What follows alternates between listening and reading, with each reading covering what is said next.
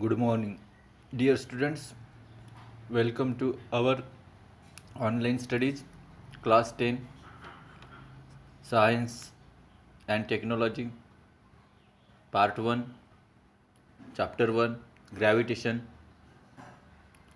In today's part, we are going to learn some solved examples on the page number 12. Uh, First of all, I read loudly what is our problem. Example 1. Mahendra and Virat are sitting at a distance of 1 meter from each other. Their masses are 75 kg and 80 kg respectively. What is the gravitational force between them? Mahendra and Virat are sitting at a distance of 1 meter. So try to understand two person or two friends are sitting at a distance of 1 meter, means they are sitting side by side, and in between them the distance is 1 meter. Their masses are 75 kilogram and 80 kilogram respectively means in the example, first name is of Mahendra and second name is of Virat. So Mahendra's weight is 75 kilogram and Virat's weight is 80 kilograms respectively. What is the gravitational force between them? Now we have to calculate gravitational force between Mahendra and Virat. आता आपण हे एकदा मराठीत समजून घेऊ. महेंद्र आणि विराट हे दोघे मित्र आहेत, जवळ जवळ बसलेले आहेत. त्यांच्यामध्ये 1 मीटरचं अंतर आहे. महेंद्रचं मास म्हणजे वस्तुमान 75 किलोग्रॅम आहे, तर विराटचं वस्तुमान 80 किलोग्रॅम आहे. तर याला आपण म्हणतो अनुक्रमे महेंद्रचं नाव पहिले आहे आणि विराटचं नाव दुसऱ्यांदा आहे. तर अनुक्रमे पहिल्याचं वजन 75 किलोग्रॅम आहे आणि दुसऱ्याचं वजन 80 किलोग्रॅम आहे. अनुक्रमेचा अर्थ त्या क्रमानुसार, जसं ते नावाचे क्रम दिलेले आहे त्या क्रमानुसार हे वजनाचे क्रम आहे. What is the gravitational force between them, म्हणजे त्यांच्यामधील गुरुत्वबल किती आहे. तर मित्रांनो, उदाहरण इथे सोडवणंच दिलेलं आहे. तर या ठिकाणी बघा, गिवन म्हणजे दिलेली माहिती काय आहे. तर दिलेली माहिती R = 1 मीटर. R म्हणजे काय, या ठिकाणी Rचा अर्थ आहे डिस्टन्स. 1 मीटर काय होतं, डिस्टन्स होतं. तर R हे त्या दोघांमधील अंतर आहे. So R is the distance between Mahendra and Virat. Then next, mass 1 M1 is represents mass of Mahendra 75 kilogram. M1 म्हणजे महेंद्रचं वस्तुमान 75 किलोग्रॅम. त्यानंतर M2 is mass of Virat and that is equal to 80 kilograms. विराटचे वस्तुमान 80 kilogram.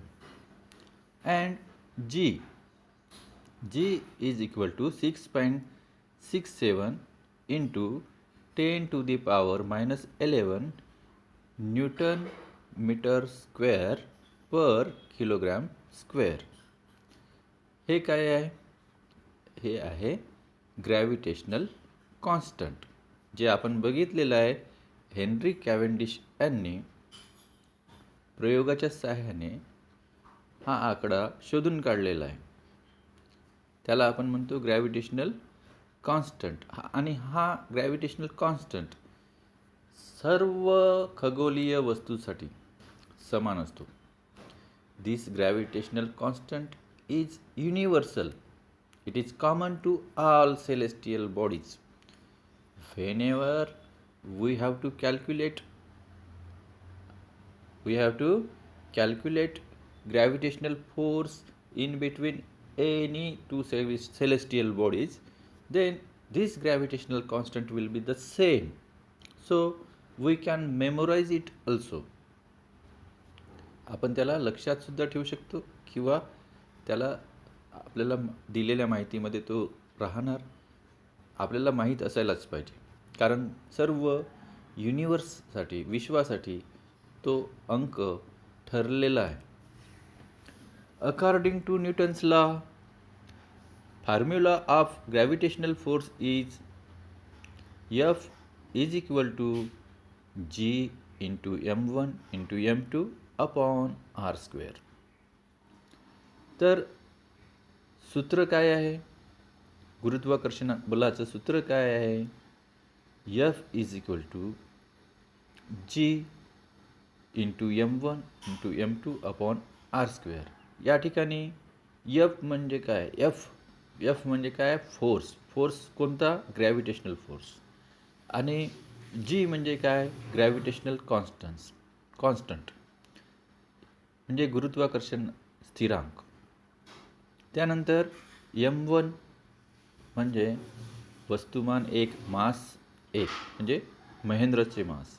M2 वस्तुमान 2, मास 2 म्हणजे विराटचे मास.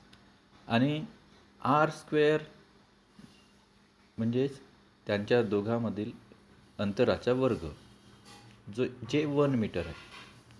So now we have to calculate gravitational force by putting these values into the formula.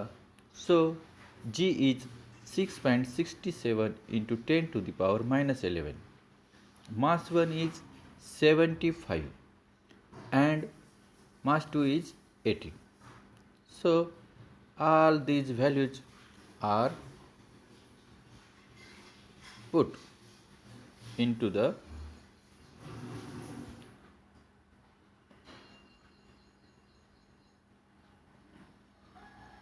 formula. So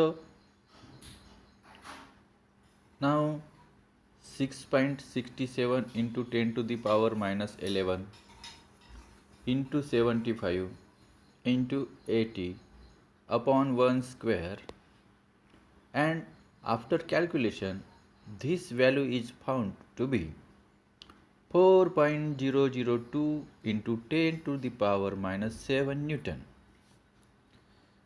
Newton is the unit of gravitational force. So the gravitational force between Mahendra and Virat is 4.002 into 10 to the power minus 7 Newton. This is a very small force. हा खूप छोटा small असा force आहे. If the force of friction between Mahendra and the bench on which he is sitting is 0, then he will start moving towards Virat under the action of this force.